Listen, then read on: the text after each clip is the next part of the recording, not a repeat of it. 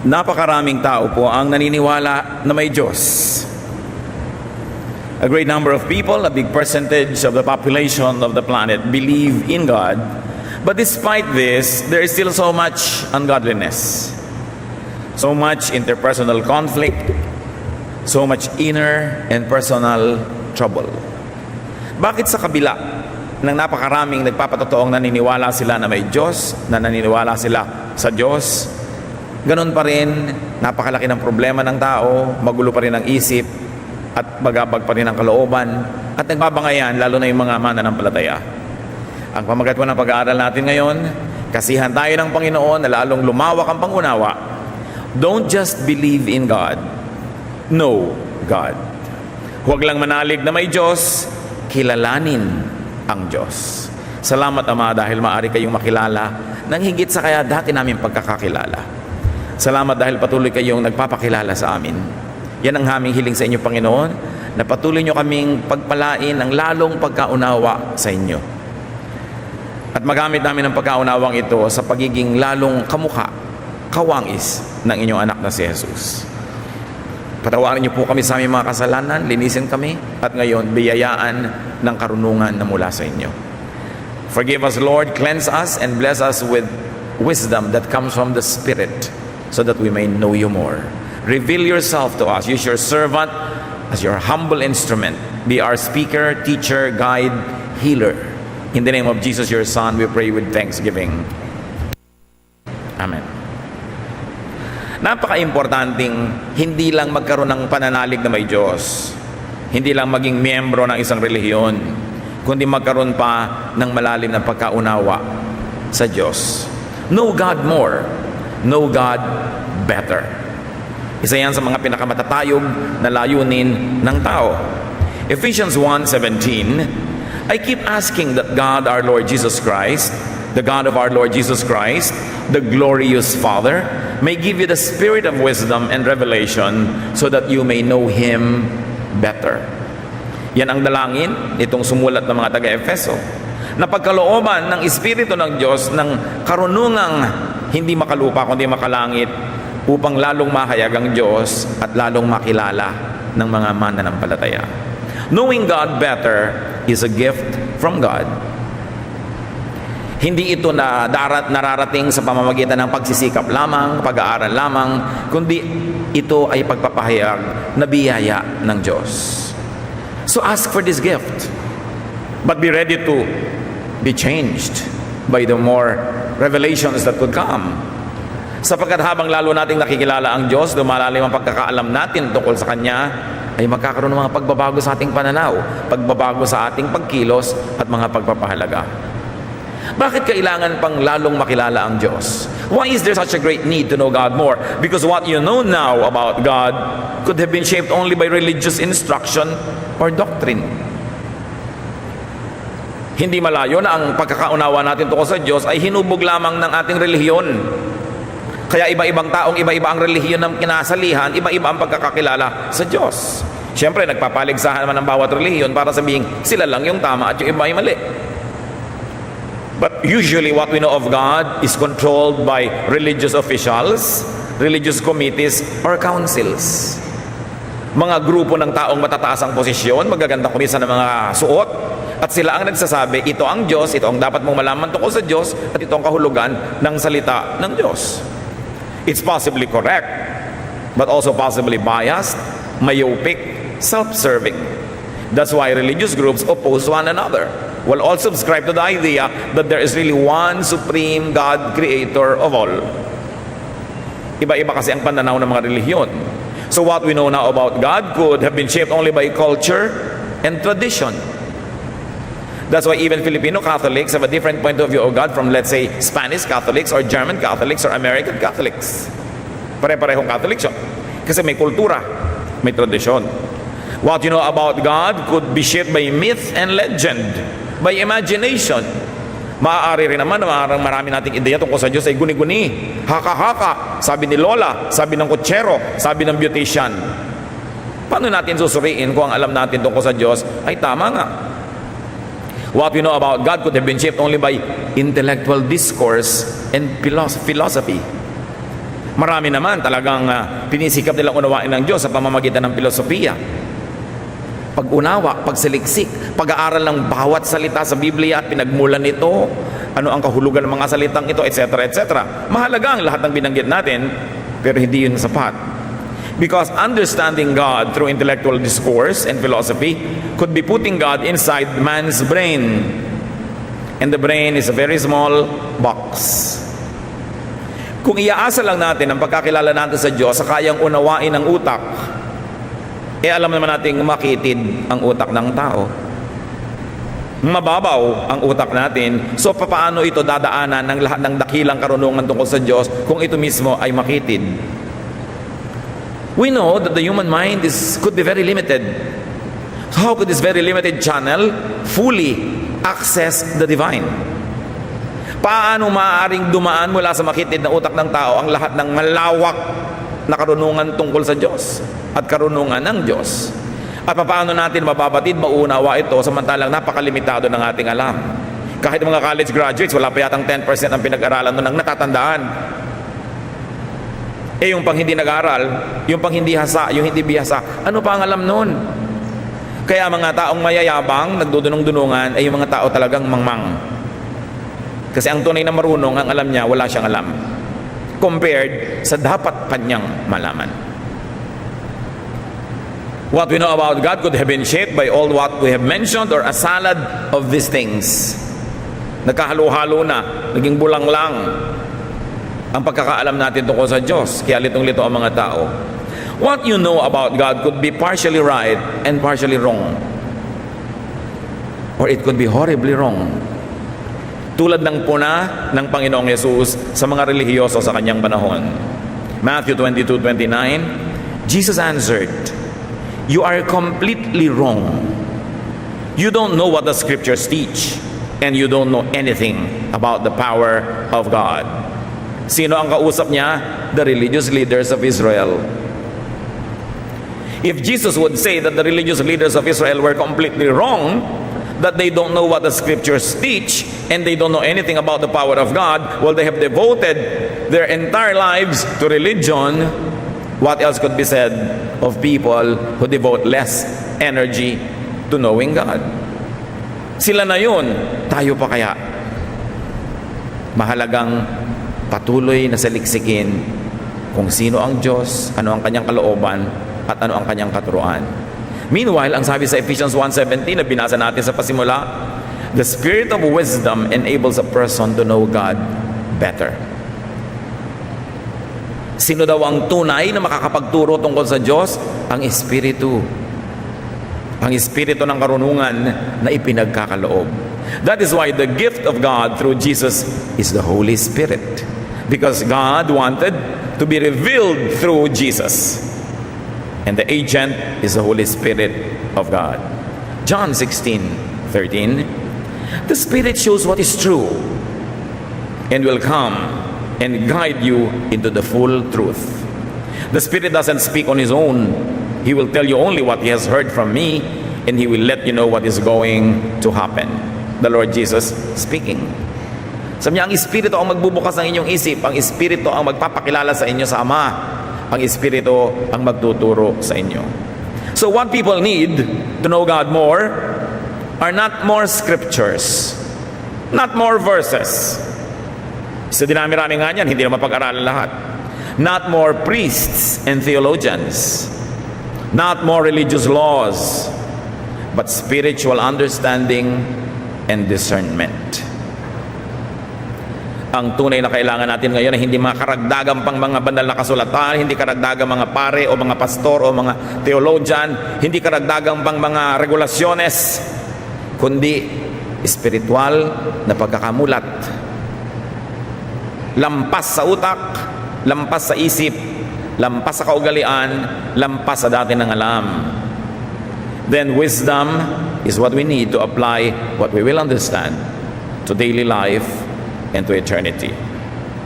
Kaya po magulo ang mga relihiyosong tao. Troubles come from intellectualization. Sobrang pinapagana ang utak. Kaya kita nyo yung mga marurunong, walang ginawa kundi magtalo. Mas lumalalim nga ang pag-aaral sa mga Bible schools, mas kuminsan mas nakakalug ang pananalig. Dahil ini-intellectualize ang spiritual truth. Over-theologization. Sobrang inilalagay sa kahon ng pagkaunawa ng Diyos, sa Diyos. Kaya pag sinasabi mo, sasali ka sa isang church, ano po ang inyong statement of faith? The statement of faith, of course, is nothing but an interpretation of Scripture or a formal declaration of what they believe in. It doesn't always have to mean the exact will of God for His people or for the church. Sobra ang pag-intellectualize, ang pag-theologize, at sobra ding literalization. Yung, o bakit ka kumakain yan? Sabi ng Bible, eto. O ba't ganyan ang suot mo? Sabi ng Bible, eto. Sobrang literal. Wala nang contextualization na nagaganap. In other words, one of the problems with the intellectual approach to understanding God is the over-universalization of snapshots. Alam natin kung anong snapshot. Pag pumunta kayo sa mga ATM machines, gusto nyo malaman ang balance ng inyong account, bibigyan kayo ng snapshot. Etong pera mo ngayon. Hindi ibig sabihin na yan ang pera mo kahapon at yan ang pera mo next month. Pag may snapshot, nilitratuhan ka ng isang tao, lalo stolen shot, so to speak, hindi ibig sabihin laging ganoon ang buhok mo, laging ganoon ang damit mo, laging ganoon ang itsura mo. Snapshot lang yon. Yun lang ang itsura mo nung oras na yon. So hindi pwedeng may magsabing, o bakit ka naka-orange ngayon? Sabi ng picture, dapat naka-blue ka. Nung pinicturean ako, naka-blue ako. Ngayon naka-orange ako. Ito ang totoo sa akin ngayon. Anong kinalaman niya sa Biblia, mga kapatid? Maraming mga tao sobrang mag-universalize ng snapshots. Halimbawa, sinabihan ni Paul ang mga taga-Corinth, o dapat maiksi ang buhok ng mga lalaki. O ngayon, i-accuse mo lahat ng lalaki na mahaba ang buhok. Ano ba ang kahulugan ng araw sa kanila ng mahiksi at mahabang buhok? Ano bang ibig sabihin sa kanila sa kultura noon? Bakit yun masama para sa iba at hindi mabuti para sa ibang mananampalataya? Noon, ang tanong, ganun pa rin ba tayo ngayon? Ang kahulugan ba nun sa kanila ay kahulugan pa rin ngayon? Kaya tuloy pwede mong i-apply yung verse na yon ngayon. At yan ang nagkakagulo. Sobrang nagagapos, natatali ang mga tao sa pag-unawa sa Diyos dahil kalit-liit ang tuldok at mga salita ng mga sulat at instruction that were given to specific recipients in specific context for specific needs were universalized by theologians for all time, for all people, in all places. Nawawalan tuloy ng alat, ng sarap ang salita ng Diyos kung ino-over-universalize at kulang sa contextualization. Ang nagiging pag-unawa tungkol tulang natin sa salita ng Diyos is all purely intellectual, mental. Knowing God better is a spiritual process. Of course, you begin with something intellectual and mental. You begin with words, you begin with ideas, you begin with symbols, but you don't stop there. You know God beyond intellectual, verbal, and methodical process. Bakit po? Dahil yung intellectual, verbal, and methodical process ay limited. It's very limiting. How could a finite mind totally comprehend an infinite God? Kung merong napakalaking, kita nyo kung bakit bumabaha, ang laki-laki ng Laguna de Bay, yung lake. Paano pumupunta yung tubig dyan patungo sa Manila Bay? Dadaan lang sa napakakipot na Pasig River. Nagbabaha tuloy, nagbabara. Kasi hindi kayang dumaan ang lahat ng tubig sa Laguna de Bay, lalo kung katatapos lang ng bagyo at mahabang ulan, hindi kayang dumaan sa makitid na ilog na Pasig. At yung ilog na yon, ganoon ang utak ng tao. Ang kitid-kitid lang, paano mo patadaanin lahat ang pwedeng maunawa tungkol sa Diyos na napakalaki? Nakakatulong ang utak, nakakatulong ang karunungan, pero hindi yun ang lahat-lahat. Kailangan ng espiritual na kapahayagan na nauunawa hindi ng utak kundi ng espiritu na nananahan naman sa atin. Kaya sabi ng binasa nating verse, ang dalangin ko, pagkalooban kayo ng Diyos ng espiritong makapagbibigay ng kaliwanagan para maunawan nyo ang Diyos. Espiritu. Yung espiritong nasa kabilang ibayo, dadaan sa espiritong nasa atin para lalo nating maunawa ang Diyos. Philippians 3:10, all I want is to know Christ and the power that raised Him to life. Walang mahalaga sa akin, wala akong higit na hinahangad kundi makilala si Kristo at maunawa ang kapangyarihang bumuhay na muli sa Kanya. So this is the highest aspiration, the highest development, the highest accomplishment is to know Christ and the power that raised Him to life, the same power that will raise us to life. Magandang mag-memorize sa mga verses. Pero ang daming tao, memoryado yung buong Bible, pero nakilala ba nila ang Diyos? Naging maka-Diyos ba sila? Magandang mag-aral ang mga theology, surely. Isa rin niya sa mga susing maaaring magbukas ng ilang pinto. Pero tunay na mahalaga ang pagkakaloob, ang pagbibigay ng Diyos ng pagkaunawa. At lumalampas ito sa utak. So search for that knowledge of God, for that understanding, for that power that raises one to life. Napakagandang hangarin na maunawa mo kung paano binuhay si Kristo. Dahil ganun din tayo bubuhayin. So hindi lamang mga theological decorations, theological knickknacks that lead not to life but often to quarrels. Bakit natin kailangan seryosohin itong ganitong pag-aaral, mga kapatid? Madali naman magturo ka ng verse, ibigay mo yung kahulugan, historical background, application today, tapos ang kwento. Pero hindi lang dapat dinadaan sa mga ganun ang pag-unawa sa Diyos. Dapat magbukas pa tayo ng ibang channels. At pwede yan sabay-sabay na bukas because we were fearfully and wonderfully made. There is so much more to know about God beyond what we hear and what we see in verses. So know God spiritually. How do you do that? Through prayer and meditation on your own. Dapat nating sariwain, balikan at buhayin yung personal na pakikipagniig sa Diyos. Yung wala kang sinasabi, nananahimik ka lang, hinahayaan mo lang kausapin ka ng Espiritu. Beyond words, beyond sermons, beyond reason, beyond thought, beyond the mind, beyond logic. Sobra na tayong nasanay na para mga baby na sinusubuan kutsa-kutsarita ng pagkain. Akala natin umatin tayo ng church once a week, umupo ka doon ng 1.5 hours, ay nagkaroon ka na ng spiritual feeding na sapat. No. Dapat ang pag-aaral natin ng sabay-sabay ay nagbubukas lamang ng isip nating marami pang dapat tuklasin ng isa, ng solo.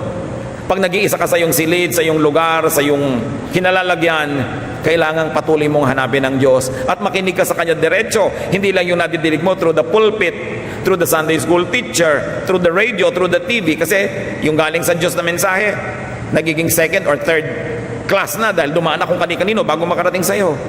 At yan ang nalilimot ng mga tao na meron silang pribilehiyo at tungkulin na personal na hanapin at kilalanin ng Diyos kahit hindi sila nag-Bible school, kahit hindi sila nag-aaral ng Greek o Hebrew, dahil may espiritu sila na kayang kausapin ng espiritu ng Diyos. Tulad ng sinasabi sa Romans chapter 8, hindi natin alam kung paano magdasal, pero ang espiritu ang tumutulong sa ating espiritu at pinagdarasal tayo.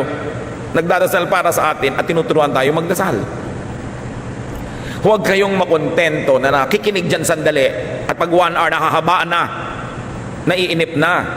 Walang mararating ang pagkakilala natin sa Diyos na walang hanggan kung napakalimitado ng ating ibinibigay na panahon para siya pakinggan. At nadidinig ang Diyos, hindi lang sa pamamagitan ng bibig ng mga mangangaral dahil kaya kang kausapin ng Diyos ng diretsahan.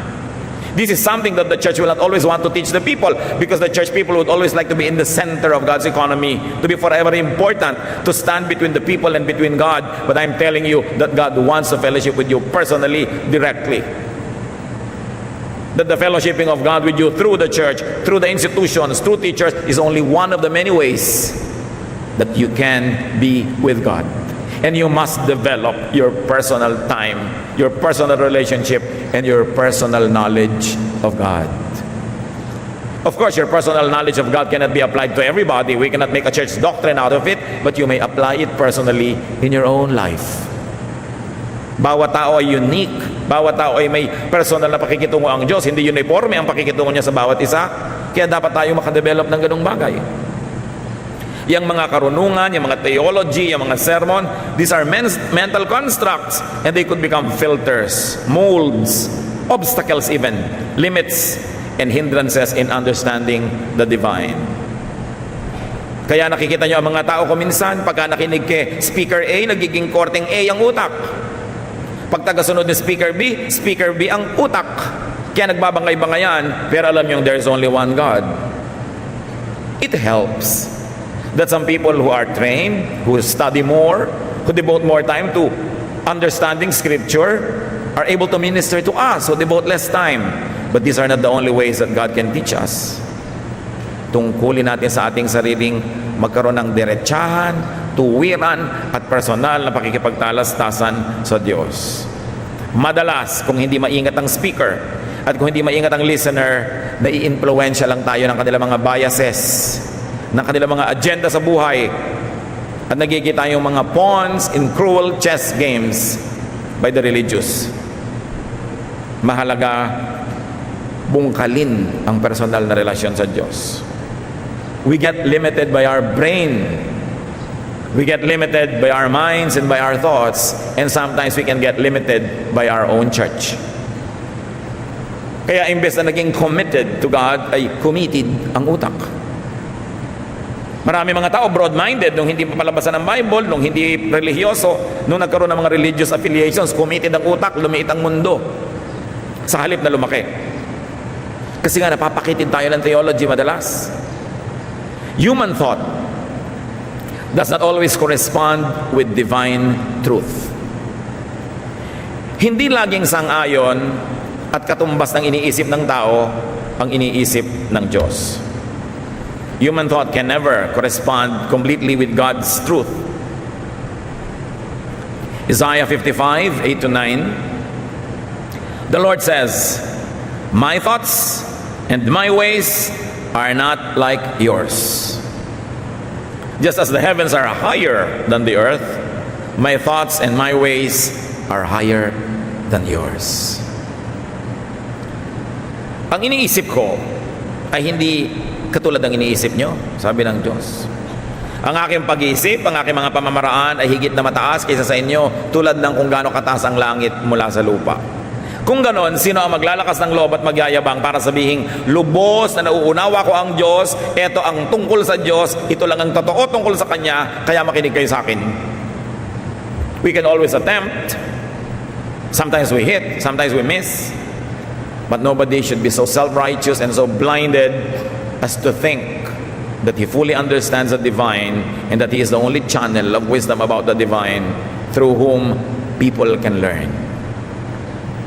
Everybody is a seeker, and we must develop healthy respect for fellow seekers, though we may not always agree in methodology and sometimes even in our tentative discoveries. Pero dapat nakabukas ang isip ng tao. 2 Peter 3:8, dear friends, don't forget that for the Lord, one day is the same as 1,000 years, and 1,000 years is the same as one day.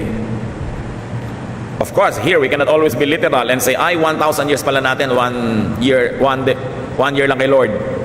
Ang ibig sabihin, hindi tayo pareho ng panukat sa panahon. Kaya kung minsan inip na inip ka na, sa hindi pa nainip ang Diyos. Ang ibig sabihin lang nito mga kapatid, mga verses na binabasa natin, huwag nating isipin na kung paano tayo mag-isip, ganoon din ang Diyos. Kaya nagtataka ka, Lord, kung mabait kayo, ba't niyo po ito ginagawa? Sinasabi ni Lord, iba ka naman mag-isip, iba ako mag-isip. Huwag mong asahan na mag-iisip ako tulad mo. Paminsan-minsan, pareho tayo ng iniisip dahil nasa iyo naman ang aking espiritu, pero minsan-minsan lang yon. Huwag mong asahang lagi mo ako maunawaan, sumunod ka na lang. Yan ang mahalaga. Kasi akala natin, pag hindi natin nauunawa ang Diyos, meron na tayong dahilan para hindi sumunod. Talagang hindi natin mauunawa. Maliit nga ang utak natin eh. Pero patuloy tayo nagtatangka, para lumaki-laki naman ang pagkaunawa natin bago tayo humarap ng mukhaan sa Panginoon. So know God personally, beyond, without institutionalized doctrine or philosophy. When we are all together, we subscribe to a common doctrine and philosophy and method so that there will be unity. But in your private life, in your private time and space, develop a kind of relationship with God that is unique to you. Because we are the temple of the Holy Spirit. We can correspond directly with God. So, kung iba ang gusto nyong paraan ng pag-awit, gawin nyo. Pero pag nag-iisa kayo, para hindi makagulo sa iba. Meron kayong mga paniniwalang sobrang kakaiba sa paniniwala ng iba, edi i-apply nyo sa inyong personal na buhay, pero hindi nyo kailangang idikta, ituro, at hanapan ang lahat ng kapatiran na yun din ang paniwalaan. Merong isang paniniwala tayo, mga activities, mga gawain na para sa ating lahat. para may kaayusan. But in your own free time, free space, be the individual believer that you can be. At kahit saan ka pumukol, tatama ka sa langit dahil napakalaki nun. You can never miss God. Each person has God's Spirit. Each person is God's creation in His image. Therefore, each person has the privilege and duty to know God personally. Although we know God corporately as a fellowship, as a church, and whenever we are together for the sake of order, we observe decorum, we observe commonalities. But personal ways of approaching God may be applied in your personal worship. So how do you know God? Through personal reflection. Iba naman yung sabay-sabay tayo nag-aaral, then we all are subjected to, or we are all exposed to the same ideas, but you reflect on this personally and you make personal applications. Huwag lang iasa sa specialists. Tao lang din sila. Kahit gaano kataas ang posisyon, kahit gaano kalaki ang organisasyon, tao pa rin ang bawat isang individual na nandyan. Tulad mo, tao rin. Kaya meron kang karapatan, pribilehiyong humarap sa Diyos personally, to hear God's voice and to get instructions from God directly. We only have to have filters dahil baka naman yung akala mo instruction from God, imagination mo pala o desire mo lang pala yun. Kaya maganda rin may counsel, nagpapapayo tayo sa mga mas bihasa para mas makita natin kung kaya ba natin iniisip na yun ang gusto ng Diyos, dahil pala gusto lang naman natin talaga at ipinipilit natin at naghahanap lang tayo ng sangkalan o kakampi. Napakaraming personal na pagkakakilala sa Diyos sa labas ng templo. Kahit sa Old Testament, napakaraming revelation ng Diyos sa mga personal na mga individual. Hindi pinadaan sa religious institutions. Although may pinapadaan din sa religious institutions. So know God experientially sa pamamagitan ng ating karanasan. Lasapin ang Diyos. Exodus 33:13, sabi ni Moses, "If you are pleased with me, teach me your ways, so I may know you and continue to find favor with you." Paano sinisikap ni Moses na makilala ang Diyos? Ang laki-laki ng Diyos, alin ang uumpisahan niya? Sabi niya, ipahayag niyo sa akin ang inyong mga pamamaraan, ang inyong methods, your ways. And by knowing your ways, I will begin to know you. By knowing your methods, by knowing the way you do things, then I will have tools to know you more. Knowing God's ways leads to knowing God. And the ways of institutional religion are not always God's way. Alam niyo kung paano napakarami nagkaroon ng mga religious wars? Hindi yan ang way ng Diyos. The way of Jesus is peace. Kaya nung siya aarestuhin sa halamanan, naglabas ng sandata ang isa sa mga kanyang mga alagad at tinaga yung isang taong dumating. Sabi ng Panginoon, itago mo yung sandata mo. Kung gusto ko ng giyera, kaya kong tumawag ng mga bata-batalyong anghel para makipaggiyera. But that is not my way. So whenever you see religious wars, you know that it is only the way of men, the way of religions, but not the way of God. And in that case, religious groups misrepresent God. Kaya kailangan nakikita natin yon. Know God through His dealings with you and others.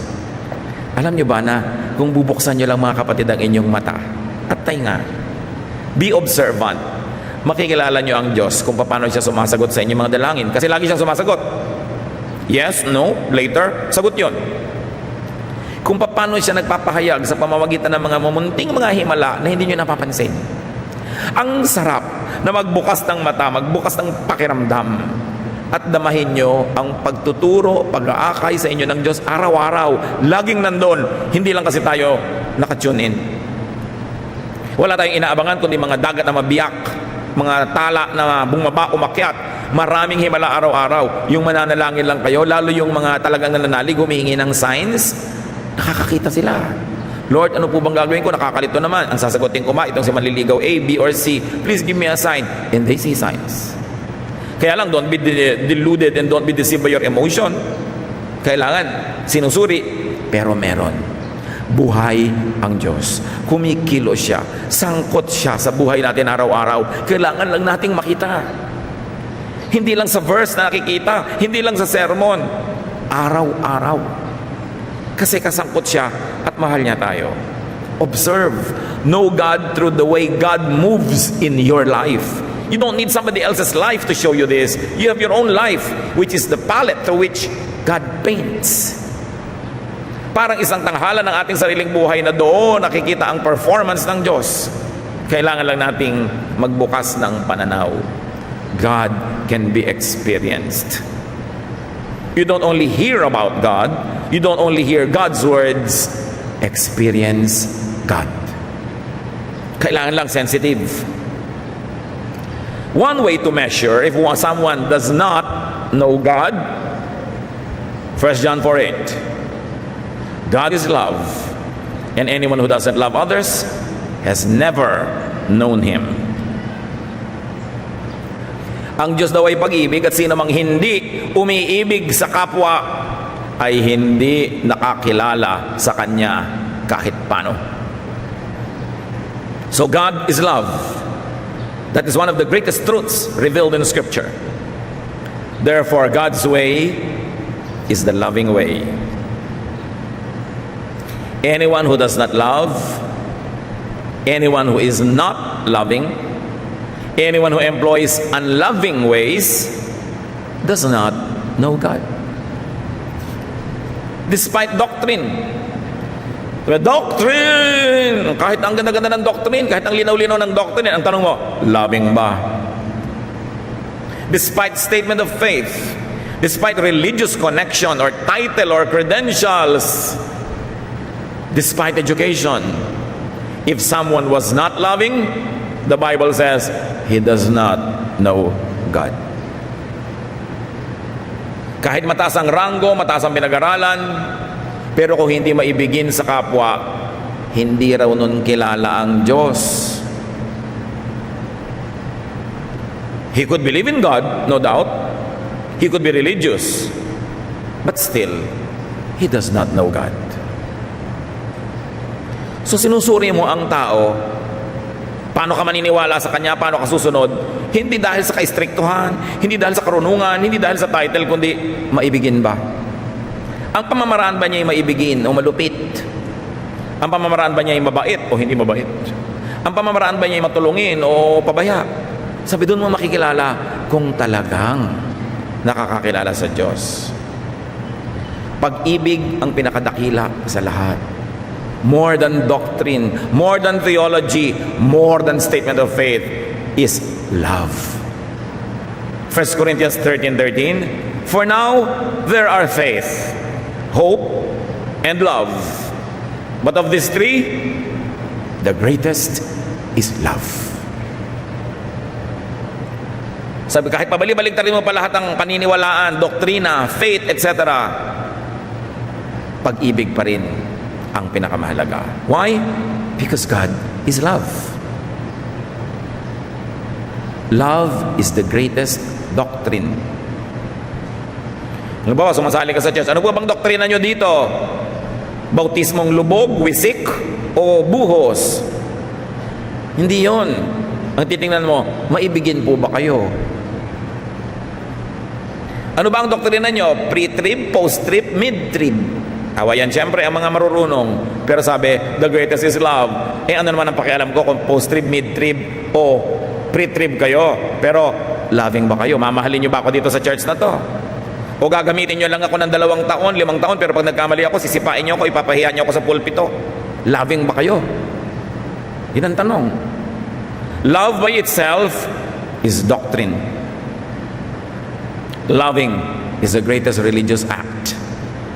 That's why Jesus died on the cross. He did not die preaching. He did not die disciplining people. He did not die na namamalo, nagagalit, nanguhusga. He died loving. Ipinapako na nga siya, ang hinihingi pa ng tawad sa Diyos, yung nagpapako, Father, forgive them for they know not what they do. 1 Peter 4:8, most important of all, you must sincerely love each other because love wipes away many sins. Isipin ninyo, binubura daw ng pag-ibig ang maraming kasalanan. Sa iba, o may kasalanan ka, paano natin buburahin? Paparusahan kita. Pag nasyahan ako sa parusa, o sige, burado. O magmumulta ka, magbabayad ka. Pero sabi ng 1 Peter 4:8, ang pag-ibig ang tunay na nagbubura ng maraming kasalanan. Na, burahin na natin kasi mahal kita. Pinapatawad ka na kasi mahal ka. Hindi ka kinukonsinte, pero tinatanggap ka kahit ano pa man. Tapos patuloy kang mamahalin, tutulungan para bumangon-bango ka kung dati kang napakabatot. Luminis-linis ka kung kay rumi-rumi, tumawid-tuwid naman kung napakaliko, pero liko-liko, marumi, mabaho, tatanggapin ka because that is love. You are not rejected. That is God's love, but that is not the love of religion. Ititiwalag ka, tatanggalin ka. Kasi hindi ka na magandang example. So, lagi ka na lang tool, instrument. You are never the beneficiary. But Jesus loves. And the church of Jesus must love. Sa pagpapasikat ng iba para masabing tamang-tama, stricto, laging correct, they forget to love. Many people neglect and negate love in the name of religion. That is the worst irony. When religious people, in their attempt at being religious, in packaging and showing themselves as religious, become unkind, especially to their own. Kaya ang babait ng mga churches sa first-time guest, pero ang lupit sa mga workers. Paano yun? Pakitang tao. It is God's love through Jesus that wiped away sin. Not punishment, not doctrine, not ritual, not appearances, but unconditional love. If only the church would return to these basic teachings of Jesus, the church would become the salt of the earth again. What kind of love are we talking about? Love that is enough to forgive. Love that is enough to nourish. So God could be known by opening yourselves up to love. By receiving love. And by actually loving. Isa yan sa mga pinakamabisang paraan para makilala ang Diyos. Buksan ang puso sa pag-ibig niya, sa pag-ibig ng iba. Tumanggap ng pag-ibig, huwag nang magyabang, huwag nang magsarili. Buksan ang puso. At lalo na umibig din. Magpatawad, then maiintindihan mo kung paano nagpapatawad si Jesus at anong kanyang ibinayad ng sarili niya para lang siya makapagpatawad ng iba. By loving, you walk the way of God. Loving is the greatest religious act. So balikan natin yung Ephesians 1:17, and this time I like to read from the Contemporary English Version. I ask the glorious Father and God of our Lord Jesus Christ to give you His Spirit. The Spirit will make you wise and let you understand what it means to know God. So napakahalaga na makilala ang Diyos through spiritual revelation. It's important to know God through an intellectual study, through a mental exercise, but that can never be enough. More than that, the Spirit has to pass through spiritual channels, not only mental channels, because they are limited. What are some signs of knowing God? Titus 1:16. Such people claim to know God, but their actions prove that they really don't. They are disgusting. They won't obey God. And they too are too worthless to do anything good. So here we see that actions can negate and disprove claims of faith and knowledge of God. So hindi yung sinasabi ng bibig, yung ginagawa ng katawan ang dapat nating tingnan para maniwala tayong oo nga, kilala niya ang Diyos. Look for and look at the body language. In other words, look for love. Sasali kayo ng isang Bible study group, sasali kayo ng isang fellowship, sasali kayo ng isang bahay, sasali kayo ng choir, sasali kayo ng whatever. Damahin ninyo kung may pag-iibigan at pagmamahalan. At kung wala, at nandun na kayo, ituwid nyo yan. Dapat may pag-iibigan, pagmamahalan, because that is what every one of us need. Every one of us needs to be loved, to be accepted, to be nourished. So why make it hard for others? So kung kayo nakasali na sa iba't ibang organisasyon, pulsuhan ninyo ang inyong organisasyon. Loving ba tayo? Nagtutulungan ba tayo o nagchichismisan? Do we stab each other in the back or do we support each other? Dapat ganun. Kung hindi, wag na lang kayo sumali. Sayang ang oras nyo. Yung a-attend ka ng choir practice, ito na naman, malapit na naman akong dumating sa snake pit. Ba't ka pa sumali? Sasali ka sa isang grupo, eto na naman, kailangan ko lakasan ng loob ko kasi nakakainis sa mga tao dito. What for? Pero dapat ang lahat nagko-contribute para maging loving ang climate. Hindi lang sila ang magmamahal sa iyo, ikaw magmamahal din sa kanila. Hindi lang ikaw ang hahanap ng pagtanggap at pagpapatawad, kundi ikaw din tatanggap at magpapatawad. And you create a climate of love. And when there is love, Jesus is there. Kaya more than anything else, ang dapat lagi nating unahin, magmahalan, magpatawaran, sa bahay, sa trabaho, sa neighborhood, sa church, sa bayan. Mahalaga yon. Yun ang tunay na espiritu ni Kristo. James 2:19-26, you surely believe there is only one God. That's fine. Even demons believe this, and it makes them shake with fear. Sa inyo, naniniwala kayong may Diyos? Okay. Pero huwag niyong kakalimutan, kahit ang mga diablo naniniwala na may Diyos. So, wala kayong pinagkaiba sa mga diablo kung nandun lang kayo sa paniniwalang may Diyos. Pareho lang kayo. Our ancestor Abraham pleased God by putting his son Isaac on the altar to sacrifice him. Now you see how Abraham's faith and deeds worked together. He proved that his faith was real by what he did. We please God by what we do, and not only by what we believe. Anyone who doesn't breathe is dead, and faith that doesn't do anything is just as dead. Sabi niya, huwag niyong ipagmalaki na naniniwala kayong may Diyos. Pati ang mga diablo naniniwala. Sa katunayan, nanginginig sila sa takot dahil naniniwala silang meron. Pero hindi sapat ang paniniwala ng mga diablo para sila maging mabuti. Naniwala lang sila hanggang doon. Kaya sabi, kung kayo man naniniwala lang, pero hindi kayo mabuti, hindi kayo gagawa ng mabuti, walang patunay sa inyong mga gawa na naniniwala kayo, katulad lang kayo ng mga diablo na yun. Huwag kayong manalig na okay na kayo dahil lang naniniwala kayong may Diyos.